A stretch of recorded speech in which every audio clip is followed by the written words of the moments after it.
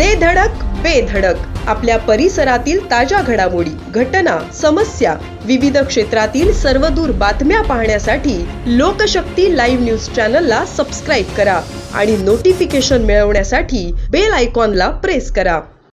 कोपर घराणे sector 19B येथील महालक्ष्मी ज्वेलर्सच्या 2 भागीदारांनी 27 ग्राहकांकडून तारण ठेवलेले 988 ग्रॅम सोने घेऊन दुकान बंद करून पलायन केल्याचा गंभीर प्रकार उघडकीस आला आहे. रुपेश गुज्जर आणि सुरेश या दोघांविरोधात कोपर खैराणे पोलीस ठाण्यात फसवणुकीचा गुन्हा दाखल करण्यात आला आहे.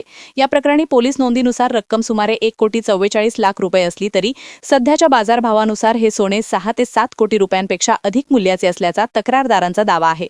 तक्रारीनुसार 27 जानेवारीपासून दुकान बंद असून ग्राहक सोने सोडवण्यासाठी वारंवार फेऱ्या मारत होते. सुरुवातीला पोलिसांनी तक्रारी स्वीकारण्यास टाळाटाळ केल्याचा आरोप ग्राहकांनी केला. अनेकांनी 3-4 तारखेपासून तक्रारी दाखल करण्याचा प्रयत्न केला, मात्र 7 फेब्रुवारीला पोलीस उपायुक्त पंकज डहाणे यांच्या हस्तक्षेपानंतर आणि रविवारी 30 पेक्षा अधिक ग्राहकांनी पोलीस ठाण्यासमोर केलेल्या आंदोलनानंतर सोमवारी गुन्हा दाखल झाला.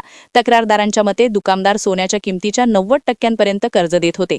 गेल्या काही महिन्यात सोन्याचे दर 1.5 पटींनी वाढले असल्याने बहुतांश रक्कम फेडलेल्या ग्राहकांना सोने परत न देता फसवणूक केल्याचा संशय आहे. तक्रारदार मोरे यांच्या पत्नीचे मंगळसूत्र 37,000 रुपयांना गहाण ठेवले होते. त्यातील 27,000 फेडले. उर्वरित रक्कम देऊन सोने सोडवायला गेले असता दुकानदार फरार झाल्याचे समजले. सध्याच्या दरानुसार ते मंगळसूत्र 2.5 लाख रुपयांचे झाले आहे. या दुकानात ग्राहकांनी विश्वास ठेवून सोने तारण ठेवले होते. आता ग्राहकांमध्ये भीतीचे वातावरण आहे. पोलिसांनी आरोपींचा शोध घेण्यास सुरुवात केली असून अधिक तपास सुरू आहे. लोकशक्ती लाईव्हसाठी न्यूज ब्युरो, नवी मुंबई. अशाच सच्चाई दर्शवणाऱ्या बातम्या पाहण्यासाठी लोकशक्ती लाईव्ह न्यूज चॅनलला लाईक करा, शेअर करा आणि सबस्क्राईब करा.